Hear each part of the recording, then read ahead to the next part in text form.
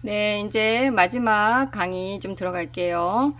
게이트키퍼 이제 마지막으로 하고 4월에 했던 거 이제 좀 마무리 편이고요. 5월에 다시 한번 게이트키퍼 역량 강화 있으면 또 찾아뵐 것 같습니다. 우리 아름답다의 의미를 좀 한번 봐야 돼요. 아름하다, 그리고 팔을 둥글게 모아서 만든 둘레 아름이라는 뜻도 있고요. 우리 주님이나 신께서 두 팔을 준 이유는 스스로 우리를 좀 안아줘야 된다라는 의미를 준 의미도 좀 깨달았으면 좋겠다라는 의미도 있고요. 그리고 이 아름이라는 뜻이요, 나답다. 나를 알아서 나답다라는 뜻도 있다라는 거죠. 그래서 나를 찾아가는 마음. 그래서 여러분들 이런 것들을 같이 고난이 나를 안아주는 이런 것들을 여러 가지 강의에서 활용하시면 좋겠습니다.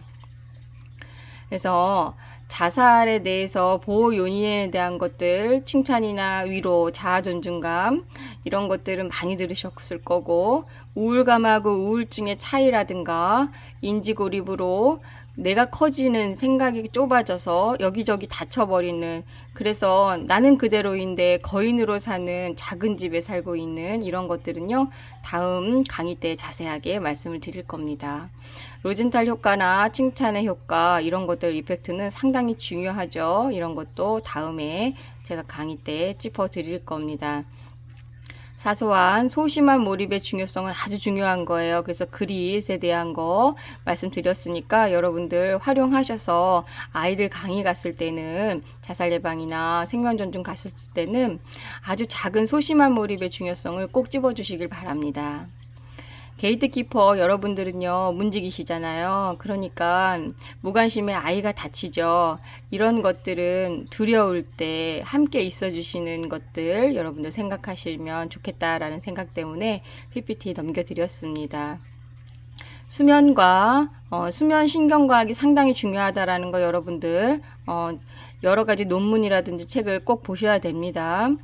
그리고 요건 PPT에 안 넘겨드렸는데 위치에 대한 심리학이라는 게 있어요. 그리고 모두 어느 위치에 따라서 소중한 존재로 쓰임새와, 그쵸, 이런 것들이 있죠. 신발 안에 돌 하나 떨어지면 얼마나 힘들고 신경이 쓰입니까, 그쵸. 그렇지만 또 집을 지으려면 돌이 필요하죠.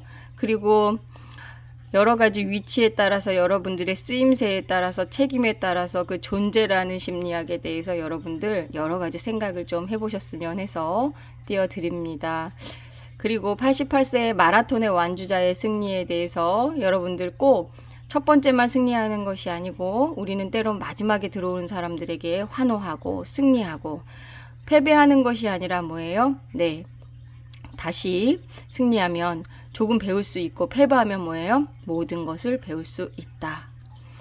우리 그림과 차이의 반복, 원본은 반드시 없다라는 거예요. 그렇죠? 매일 똑같은 그림을 그릴 때마다 틀린 모네에 대해서도 우리 이런 책에 대해서, 모네 순간을 그린 화가에 대해서 모네가 같은 정원을 250번 그린 이유에 대해서 우리 한번 사유해 보자 라는 말을 그때 강의에서 말씀드렸습니다. 그래서 모네의 정원에서라든가 모네와 함께한 하루라든가 이런 책들이 있는데, 이런 것들은 여러분들 좀 봐보시면 좋을 것 같습니다.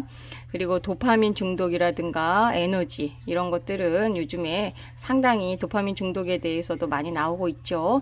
그렇지만 도파민도요, 동기부여에 대해서 상당히 좋은 효과로 쓰면 좋은 에너지이기 때문에 여러 가지 다각도로 공부를 하셔야 되겠습니다.